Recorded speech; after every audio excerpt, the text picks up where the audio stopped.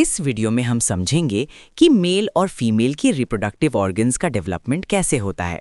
सबसे पहले sexual differentiation embryo में एक साथ नहीं होता, बल्कि स्टेप बाय स्टेप होता है। सबसे स्टार्टिंग स्टेज पर यानी फर्टिलाइजेशन के टाइम क्रोमोसोमल सेक्स डिसाइड हो जाता है। अगर एम्ब्रियो को XX क्रोमोसोम्स मिलते हैं तो वो जेनेटिकली फीमेल होता है, और अगर XY क्रोमोसोम्स मिलते हैं तो वो जेनेटिकली मेल होता है। लेकिन इस स्टेज पर एम्ब्रियो दोनों केसेस में सेम ही दिखता है। इसके बाद नेक्स्ट स्टेज आता है गोनैडल सेक्स का, जहां प्रिमिटिव गोनैड डेवलप होना स्टार्ट करता है, या तो टेस्टिस में या ओवरी में। उसके बाद सोमैटिक सेक्स आता है, जहां internal reproductive ducts, Mullerian ducts female या Wolffian ducts male proper reproductive organs में डेवलप होते हैं। सबसे लास्ट स्टेज होता है साइकिक सेक्स, जो मेल या फीमेल बिहेवियर पैटर्न्स के डेवलपमेंट से रिलेटेड है। अब एक इम्पॉर्टेंट कॉन्सेप्ट समझना है। चाहे जेनेटिक सेक्स डिसाइड हो चुका हो, अर्ली एम्ब्रियो के पास कैपेबिलिटी होती है कि वो मेल या फीमेल दोनों में से किसी भी डायरेक्शन में डेवलप कर सके। इसका रीजन ये है कि प्रिमिटिव गोनैड के पास दोनों टाइप्स के सेल्स होते हैं जो टेस्टिस या ओवरी बना सकते हैं। इसलिए इस स्टेज को बायपोटेंशियल बोला जाता है। अगर क्रोमोसोम्स की बात करें तो फीमेल कैरेक्टरिस्टिक्स के जीन्स मेनली X क्रोमोसोम पर होते हैं, इसलिए नॉर्मल ओवरी डेवलपमेंट के लिए XX होना जरूरी है। दूसरी तरफ मेल कैरेक्टरिस्टिक्स ऑटोसोम्स और स्पेशली Y क्रोमोसोम से इन्फ्लुएंस होते हैं, जैसे कि 45XO इंडिविजुअल्स फीमेल होते हैं, जबकि XY, XXY, XXXY जैसे कॉम्बिनेशंस वाले इंडिविजुअल्स मेल होते हैं। Y क्रोमोसोम का रोल बहुत इंपॉर्टेंट होता है, क्योंकि इसमें जीन्स होते हैं जो HY एंटीजन नाम का प्रोटीन बनाते हैं।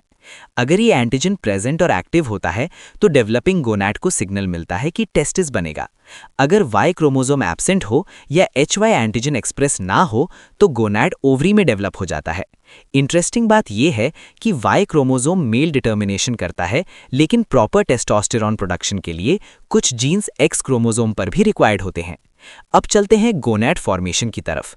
सबसे पहले जेनिटल रिच फॉर्म होता है, फिर प्राइमोर्डियल जर्म सेल्स जो अर्ली रिप्रोडक्टिव सेल्स होते हैं योक सैक से माइग्रेट करके जेनिटल रिच तक आते हैं। इस स्टेज पर गोनैड अभी भी बाइपोटेंशियल होता है और इसमें दो पार्ट्स होते हैं, इनर मेड्यूला और आउटर कॉर्टेक्स। जर्म सेल सबसे पहले मेड्यूला में एंटर करते हैं और प्राइमरी सेक्स कॉर्ड्स बनाते हैं। अब डेवलपमेंट का डायरेक्शन डिपेंड करता है कि मेल जीन्स एक्टिव हैं या फीमेल जीन्स। अगर एम्ब्रियो XY है तो कॉर्टेक्स सप्रेस हो जाता है और मेड्यूला डेवलप होता है, जिससे टेस्टिस बनता है। अगर एम्ब्रियो XX है तो मेड्यूला सप्रेस हो जाता है और कॉर्टेक्स डेवलप होता है। इस केस में जर्म सेल्स कॉर्टेक्स में जाके सेकेंडरी सेक्स कॉर्ड्स बनाते हैं जो ओवरी फॉर्मेशन के लिए रिस्पॉन्सिबल होते हैं। यानी primary sex cords sperm formation से रिलेटेड होते हैं और सेकेंडरी सेक्स कॉर्ड्स oocytes बनाते हैं। जब गोनैड्स डेवलप हो जाते हैं तब ये बाकी रिप्रोडक्टिव सिस्टम के डेवलपमेंट को कंट्रोल करते हैं। अगर टेस्टिस फॉर्म होता है तो वो हार्मोन सेक्रीट करता है। लेडिक सेल्स टेस्टोस्टेरॉन प्रोड्यूस करते हैं और Sertoli cells Mullerian inhibiting hormone produce करते हैं। टेस्टोस्टेरॉन वुल्फियन डक्ट सिस्टम और मेल एक्सटर्नल जेनेटेलिया के डेवलपमेंट को स्टिमुलेट करता है, जबकि MIH म्यूलेरियन डक्ट्स के डेवलपमेंट को रोक देता है। MIH का इफेक्ट टाइम सेंसिटिव होता है, जैसे काव्स में ये हार्मोन लगभग डे 62 तक इफेक्टिव होता है। अगर इस पीरियड में ये काम नहीं करे तो फीमेल स्ट्रक्चर्स डेवलप होना स्टार्ट हो सकते हैं। अगर ओवरी डेवलप होती है तो टेस्टिकुलर हार्मोन्स एब्सेंट होते हैं। इस वजह से Mullerian ducts naturally female reproductive organs जैसे यूटेरस और ओविडक्ट्स में डेवलप हो जाते हैं और वुल्फियन डक्ट्स रिग्रेस होके वेस्टिजियल स्ट्रक्चर्स बन जाते हैं। एक इंटरेस्टिंग पॉइंट ये है कि अगर मेल एम्ब्रियो यानी XY के टेस्टिस अर्ली स्टेज में रिमूव कर दिए जाएं वुल्फियन सिस्टम डेवलप होने से पहले, तो वो embryo female reproductive structures develop करेगा, क्योंकि मेल हार्मोन्स एब्सेंट होंगे। अब समझते हैं homology between male and female reproductive systems, यानी कौन से स्ट्रक्चर्स दोनों सेक्सेस में इक्विवेलेंट होते हैं। जैसे मेल में टेस्टिस का इक्विवेलेंट फीमेल में ओवरी होता है। रेटे टेस्टिस का कॉरेस्पॉन्डिंग स्ट्रक्चर ओवरी में होता है। मेसोनेफ्रिक टिब्यूल्स मेल में वास एफरेंस बनाते हैं, जबकि फीमेल में मोस्टली रिग्रेस हो जाते हैं। मेसोनेफ्रिक डक्ट मेल में एपिडिडिमिस, वास डेफरेंस और इजैकुलेटरी डक्ट बनाता है, लेकिन फीमेल में ये गार्टनर्स डक्ट के रूप में वेस्टिजियल स्ट्रक्चर बन जाता है। म्यूलेरियन डक्ट फीमेल में ओविडक्ट, यूटेरस और वजाइना का पार्ट बनाता है, जबकि मेल में ये अपेंडिक्स ऑफ टेस्टिस या यूटेरस मैस्कुलिनस जैसे छोटे रेमनेंट्स के रूप में रह जाता है। यूरोजेनिटल साइनस भी अलग अलग स्ट्रक्चर्स बनाता है। मेल में ये प्रोस्टेट, बल्बोयूरेथ्रल ग्लैंड्स और यूरेथ्रा बनाता है, जबकि फीमेल में वेस्टिब्यूल, वजाइना और बार्थोलिन ग्लैंड्स बनाता है। एक्सटर्नल जेनिटेलिया भी होमोलोगस होते हैं, जैसे जेनिटल ट्यूबरकल मेल में पेनिस और फीमेल में क्लाइटोरिस बनाता है, और लेबियोस्क्रोटल स्वेलिंग्स मेल में स्क्रोटम और फीमेल में लेबिया मेजोरा बनाते हैं। अब बात करते हैं बोनी पेल्विस की, जो रिप्रोडक्शन में बहुत इंपॉर्टेंट होता है, स्पेशली फीमेल एनिमल्स में पार्टिशन के लिए। पेल्विस सेक्रम कुछ कॉक्सीजल वर्टेब्रे और 2 ऑस कॉक्साई से मिलकर बनता है। हर ऑस कॉक्साइड 3 बोन से मिलकर बना होता है, इलियम, इस्चियम और प्यूबिस। सेक्रम 5 फ्यूज्ड वर्टेब्रे से बना होता है और ट्रायंगुलर शेप का होता है। इसका वेंट्रल सरफेस स्मूथ और इनवर्ट कर्व्ड होता है और डॉर्सल सरफेस पर सेक्रल स्पाइन होता है। ये इलियम के साथ दोनों साइड्स पर अटैच्ड होता है।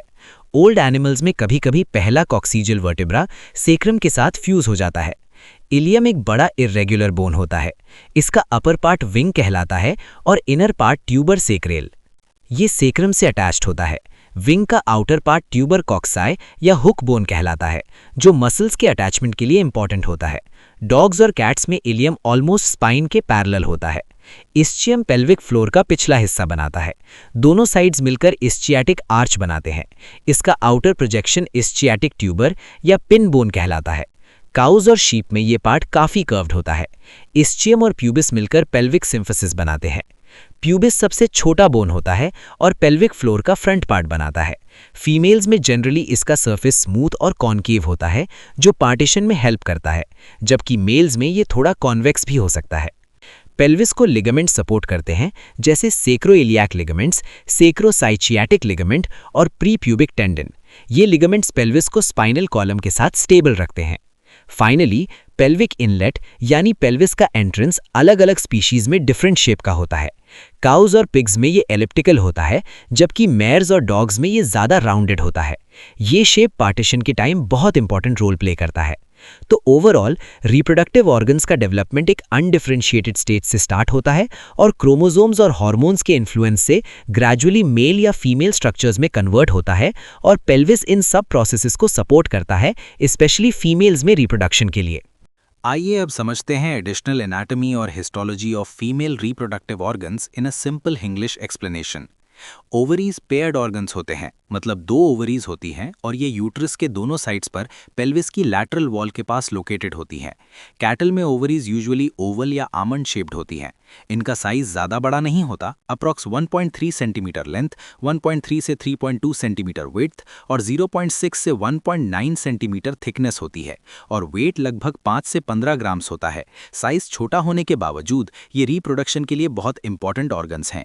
अब ओवरी को लिगामेंट्स सपोर्ट और अटैच करते हैं। एक इंपॉर्टेंट लिगामेंट होता है ब्रॉड लिगामेंट का एंटीरियर पार्ट, जिसे मीजोवेरियम कहते हैं।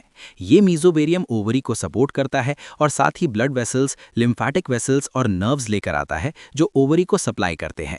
जहां ये वेसल्स ओवरी के अंदर एंटर करते हैं, इसे हाइलस कहते हैं। एक और इंपॉर्टेंट स्ट्रक्चर है यूटेरो ओवेरियन लिगामेंट, जो ओवरी को डायरेक्टली यूटरस से कनेक्ट करता है।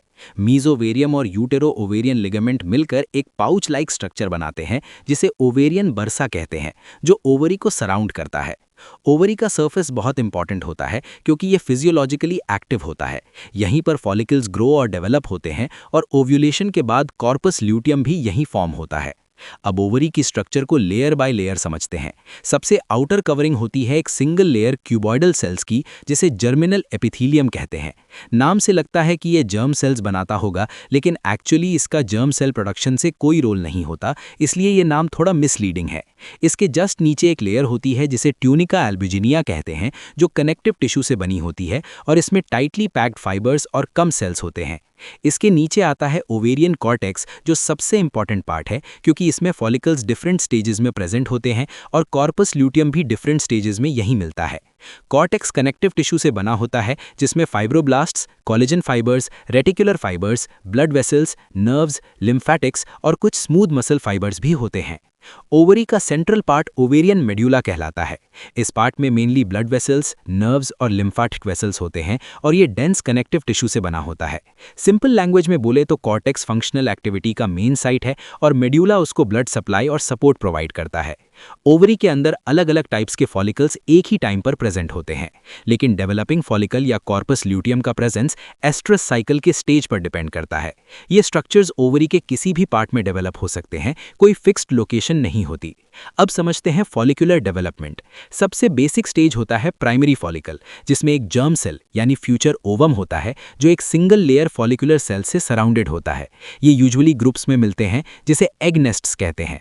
आगे डेवलपमेंट होने पर यह सेकेंडरी फॉलिकल बन जाता है, जहां ओवम के अराउंड 2 या उससे ज्यादा लेयर्स फॉलिकुलर सेल्स की होती हैं। और आगे डेवलपमेंट में टर्शरी फॉलिकल बनता है, जिसमें एक कैविटी डेवलप होती है जिसे एंट्रम कहते हैं। ये कैविटी फ्लूइड से फिल्ड होती है, जिसे लिकर फॉलिकुलाई कहते हैं, जो एस्ट्रोजन से रिच होता है।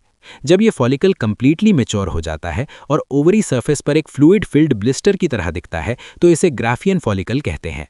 अब ग्राफियन फॉलिकल की स्ट्रक्चर देखते हैं। सबसे आउटर लेयर होती है थीका एक्सटर्ना, जो फाइब्रस नेचर की होती है। इसके अंदर थीका इंटरना होती है। दोनों लेयर्स में अच्छा ब्लड सप्लाई होता है थ्रू कैपिलरीज। थीका इंटरना और ग्रैन्युलोसा सेल्स के बीच एक बेसमेंट मेम्ब्रेन होती है, जो ब्लड वेसल्स को ग्रैन्युलोसा लेयर में एंटर करने से रोकता है। इसके नीचे ग्रैन्युलोसा सेल्स एंट्रम को सराउंड करते हैं, जो फ्लूइड से फिल्ड होता है। एंट्रम के एक साइड पर क्यूमुलस ओफोरस नाम का सेल ग्रुप होता है, जो डेवलपिंग ओवम को सपोर्ट करता है। ओवम एक स्ट्रक्चर पर रेस्ट करता है जिसे डिस्कस प्रोलिगेरस कहते हैं। जो ग्रैन्युलोसा सेल्स डायरेक्टली ओवम के कांटेक्ट में होते हैं, उन्हें कोरोना रेडिएटा कहते हैं। थीका सेल्स और ग्रैन्युलोसा सेल्स दोनों एस्ट्रोजन प्रोडक्शन में इन्वॉल्व्ड होते हैं। अब डिफरेंट एनिमल्स में ओवरीज कंपेयर करते हैं। मेयर में ओवरीज बीन शेप्ड और बड़े होते हैं, लगभग 4 से 8 सेंटीमीटर लॉन्ग और 30 से 90 ग्राम्स वेट। इंटरेस्टिंग बात यह है कि राइट ओवरी यूजुअली लेफ्ट से ज़्यादा एक्टिव होती है।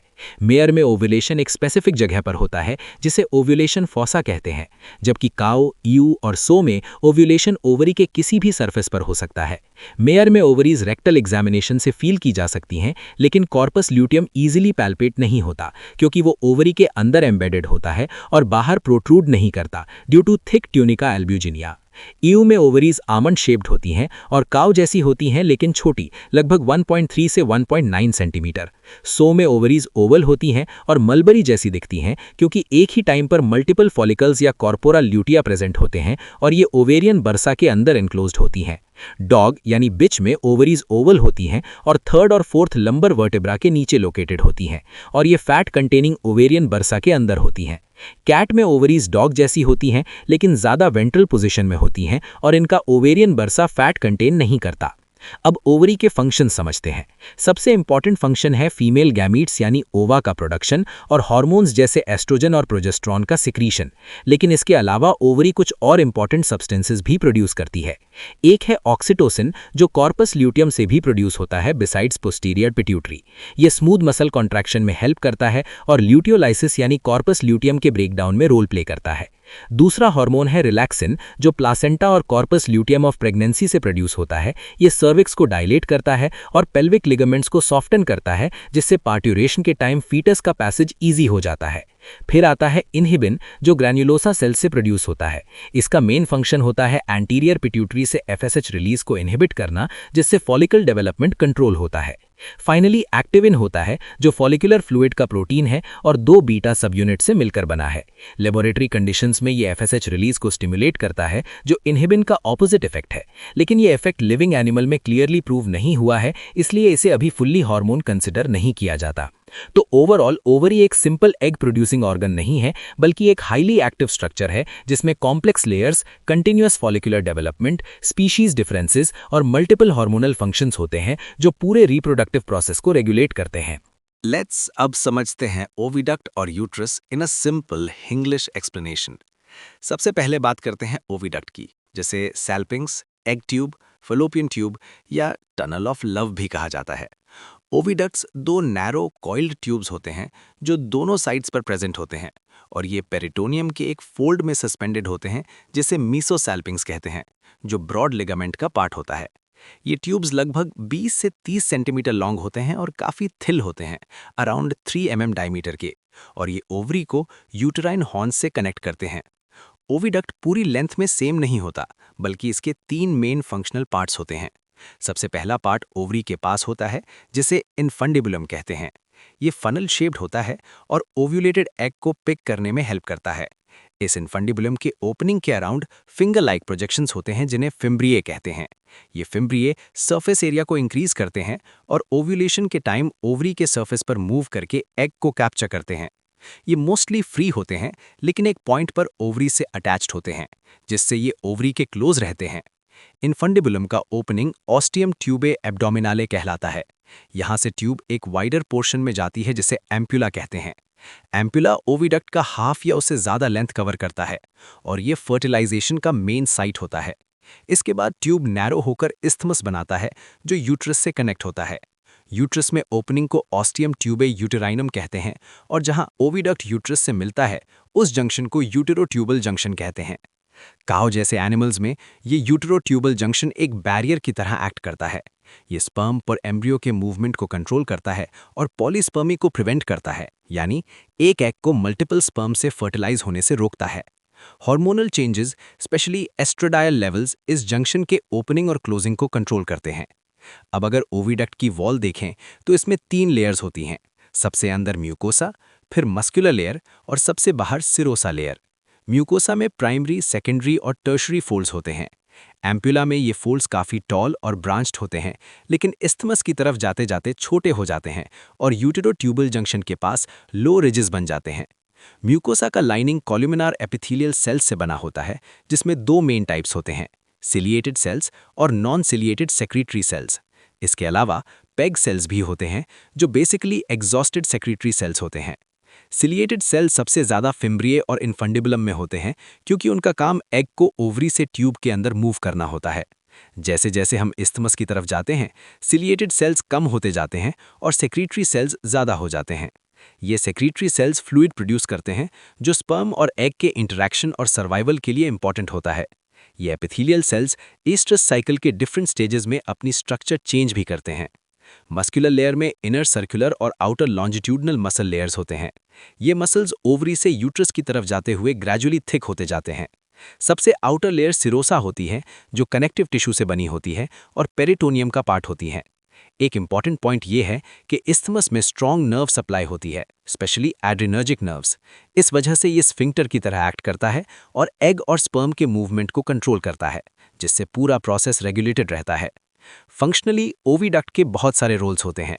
ये ओव्यूलेटेड एग को कैप्चर करता है, उसको ट्रांसपोर्ट करता है, स्पर्म और एग को मिलने का एनवायरनमेंट देता है, फर्टिलाइजेशन का साइट प्रोवाइड करता है, अर्ली एम्ब्रियो डेवलपमेंट सपोर्ट करता है और एम्ब्रियो को यूट्रस तक पहुंचाता है।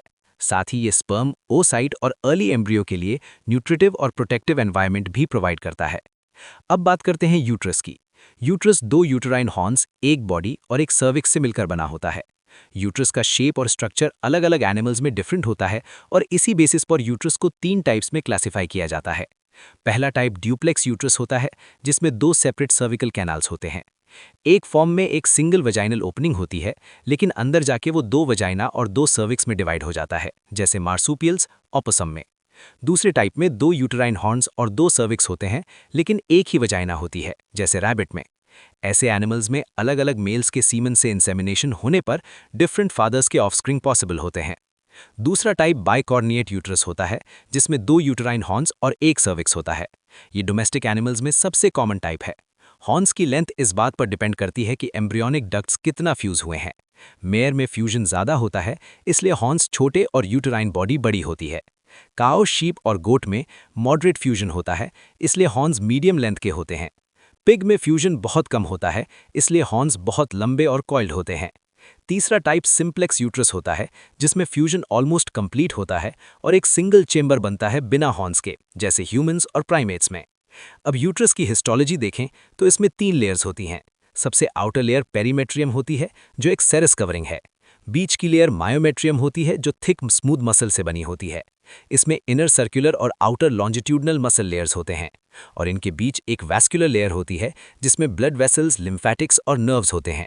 प्रेगनेंसी के दौरान ये मसल लेयर साइज और नंबर दोनों में इंक्रीज होती है ताकि ग्रोइंग फीटस को सपोर्ट कर सके। सबसे अंदर वाली लेयर एंडोमेट्रियम होती है, जो हाईली ग्लैंडुलर होती है।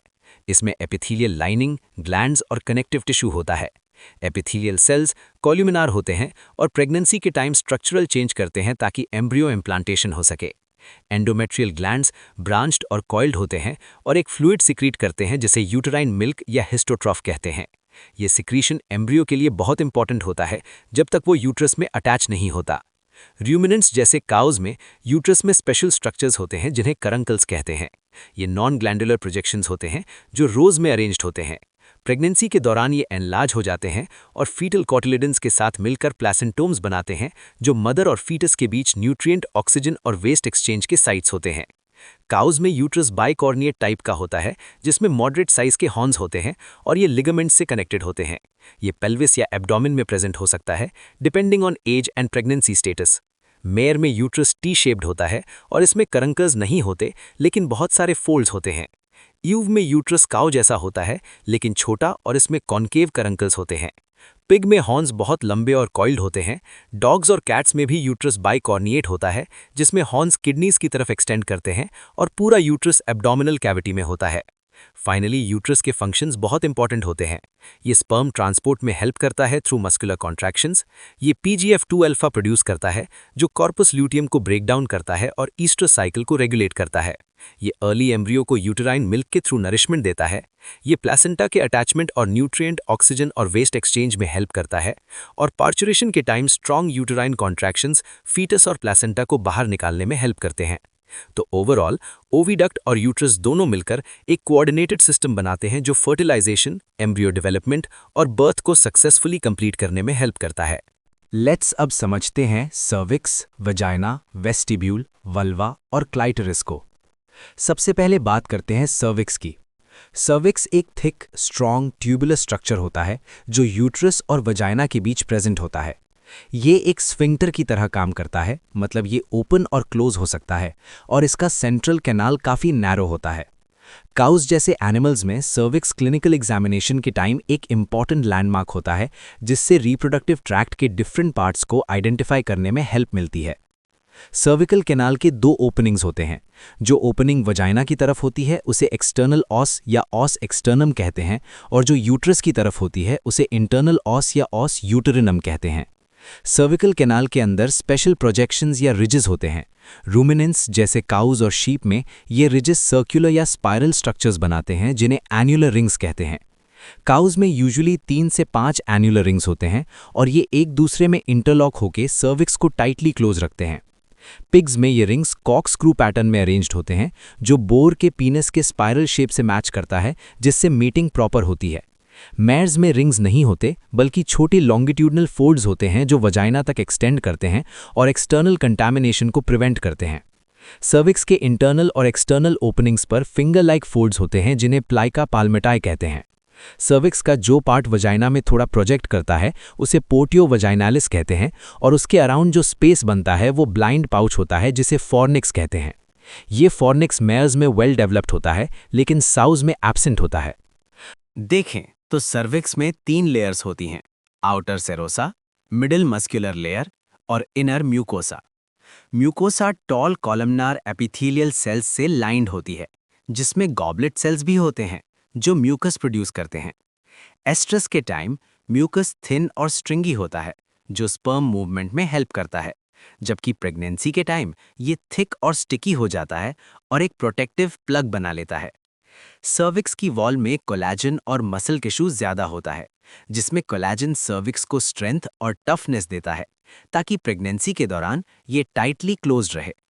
सर्विक्स के सरफेस पर फोल्ड्स और स्मॉल पिट्स होते हैं जिन्हें क्रिप्ट्स कहते हैं जो कॉलमनार एपिथेलियम से लाइंड होते हैं और कुछ सेल्स सीलिएटेड भी होते हैं। काउज में फॉर्निक्स क्लियरली विजिबल होता है। नेचुरल मेटिंग के टाइम कैटल में पीनस एक्सटर्नल ओएस तक पहुंचता है और सीमेन वहीं डिपॉजिट होता है। मेयर्स में सर्विक्स ज्यादा रिलैक्स्ड और ओपन होता है, इसलिए सीमेन डायरेक्टली यूट्रस में डिपॉजिट होता है। सर्विक्स के काफ़ी इंपॉर्टेंट फंक्शंस होते हैं। ये यूट्रस को पैथोजन से प्रोटेक्ट करता है, स्पर्म ट्रांसपोर्ट में हेल्प करता है, स्पर्म का टेम्पररी स्टोरेज प्लेस होता है और हेल्दी स्पर्म को सिलेक्ट करता है जबकि डिफेक्टिव स्पर्म को रोकता है। एस्ट्रस और पार्ट्यूरेशन के टाइम ये रिलैक्स हो जाता है ताकि पैसेज अलाउ हो सके। ये म्यूकस भी प्रोड्यूस करता है जो एस्ट्रस के टाइम ज़्यादा होता है और प्रेगनेंसी के टाइम सर्विकल प्लग बनाकर फीटस को प्रोटेक्ट करता है। अब बात करते हैं वेजाइना की। वेजाइना एक कॉप्युलेटरी ऑर्गन है जहां सीमेन डिपॉजिट होता है और ये यूरिन और फीटस के एक्सपल्जन का पैसेज भी है। ये एक thin walled, highly elastic structure होता है जो ज़रूरत के हिसाब से काफ़ी एक्सपैंड हो सकता है। वेजाइना में भी 3 लेयर्स होती हैं: सेरोसा, मस्कुलर लेयर और म्यूकोसा। म्यूकोसल लाइनिंग रीजन के अकॉर्डिंग चेंज होती है। सर्विक्स के पास कॉलमनार एपिथेलियम होता है जो सिक्रीटरी नेचर का होता है, जबकि आउटर साइड की तरफ स्ट्रैटिफाइड स्क्वेमस एपिथेलियम होता है जो एस्ट्रस के टाइम थिक हो जाता है ताकि प्रोटेक्शन मिले। वेजाइना और वल्वा के बीच एक स्लाइट कंस्ट्रिक्शन होता है जिसे हाइमन कहते हैं। मेयर्स में ये प्रोमिनेंट होता है लेकिन डॉग्स और कैट्स में एब्सेंट होता है। काउज में वजाइना लगभग 25 से 30 सेंटीमीटर होती है और इसके फ्लोर पर कभी-कभी वुल्फियन डक्ट के रेमनेंट्स, जिन्हें गार्टनर्स डक्ट्स कहते हैं, प्रेजेंट होते हैं। मेयर्स में वजाइना 18 से 23 सेंटीमीटर होती है और ये डक्ट्स कभी-कभी मिल सकते हैं। शीप और पिग्स में वजाइना छोटी होती है, अराउंड 7.5 से 11 सेंटीमीटर। डॉग्स और कैट्स में लेंथ वेरी करती है और गार्टनर्स डक्ट्स यूजुअली एब्सेंट होते हैं। वजाइना के काफ़ी इंपॉर्टेंट फंक्शंस होते हैं। ये मेटिंग के दौरान सीमन रिसीव करता है, अपर रिप्रोडक्टिव ट्रैक्ट के सेक्रीशंस का पैसेज होता है और अपने एनवायरनमेंट और सर्वाइकल सेक्रीशंस के थ्रू अपर रिप्रोडक्टिव ट्रैक्ट को इन्फेक्शन से प्रोटेक्ट करता है। अब बात करते हैं वेस्टिब्यूल की। वेस्टिब्यूल रिप्रोडक्टिव और यूरिनरी सिस्टम का कॉमन पार्ट होता है। ये यूरेथ्रल ओपनिंग से लेकर वल्वा तक एक्सटेंड करता है। वेस्टिब्यूल के फ्लोर पर स्मॉल ब्लाइंड सैक्स होते हैं जिन्हें गार्टनर्स डक्ट्स कहते हैं, जो एम्ब्रियोनिक रेमनेंट्स होते हैं। काउज और पिग्स जैसे एनिमल्स में यूरेथ्रल ओपनिंग के नीचे एक ब्लाइंड पाउच होता है जिसे सब यूरेथ्रल डिवर्टिकुलम कहते हैं। वेस्टिब्यूल वजाइना और वल्वा के बीच होता है और पार्ट्यूरेशन के टाइम इंपॉर्टेंट रोल प्ले करता है क्योंकि ये फीटस के फाइनल एक्सपल्शन में हेल्प करता है।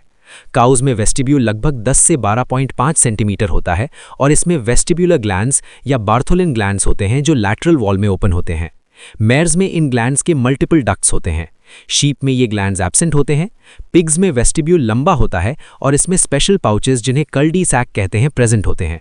डॉग्स में वेस्टिब्यूलर ग्लैंड्स एब्सेंट होते हैं जबकि कैट्स में प्रेजेंट होते हैं। अब बात करते हैं वल्वा की, जो फीमेल रिप्रोडक्टिव सिस्टम का एक्सटर्नल पार्ट होता है। ये 2 लिप्स से मिलकर बना होता है जिन्हें लेबिया मेजोरा और लेबिया माइनोरा कहते हैं। यहाँ की स्किन में काफ़ी सिबेशियस और स्वेट ग्लैंड्स होते हैं। लेबिया के अंदर एडिपोस टिश्यू होता है और स्मॉल स्मूथ मसल बंडल्स होते हैं जिन्हें कंस्ट्रिक्टर वल्वाई मसल्स कहते हैं, जो ओपनिंग को क्लोज करने में हेल्प करते हैं। फाइनली क्लाइटरिस की बात करते हैं।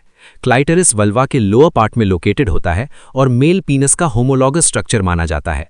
ये लगभग 5 से 10 सेंटीमीटर लंबा होता है, लेकिन इसका ज़्यादातर पार्ट टिश्यूज़ के अंदर हिडन होता है। मेयर्स में क्लाइटरिस ज़्यादा प्रोमिनेंट होता है और इरेक्टाइल टिश्यू से बना होता है, बिल्कुल पीनस की तरह। जब सराउंडिंग मसल्स कॉन्ट्रैक्ट करते हैं तो क्लाइटरिस बाहर प्रोट्रूड करता है वल्वल लिप्स के बीच, जिसे विंकिंग कहते हैं। क्लाइटरिस में बहुत सारे सेंसरी नर्व एंडिंग्स होते हैं, इसलिए ये काफ़ी सेंसिटिव होता है। इसका एग्जैक्ट फंक्शन कंप्लीटली क्लियर नहीं है, लेकिन ये ऑब्जर्व किया गया है कि आर्टिफिशियल इंसेमिनेशन के बाद क्लाइटोरल स्टिमुलेशन से कंसेप्शन रेट इंक्रीज हो सकता है, क्योंकि ये LH हार्मोन के अर्ली रिलीज को स्टिमुलेट करता है और ओव्यूलेशन को थोड़ा एडवांस कर देता है। तो ओवरऑल सर्विक्स से लेकर वल्वा तक ये सारे स्ट्रक्चर्स एक कोऑर्डिनेटेड सिस्टम की तरह काम करते हैं, जो रिप्रोडक्टिव ट्रैक्ट को प्रोटेक्ट करते हैं, मेटिंग को फैसिलिटेट करते हैं, फर्टिलाइजेशन को सपोर्ट करते हैं और पार्ट्यूरेशन के प्रोसेस में हेल्प करते हैं।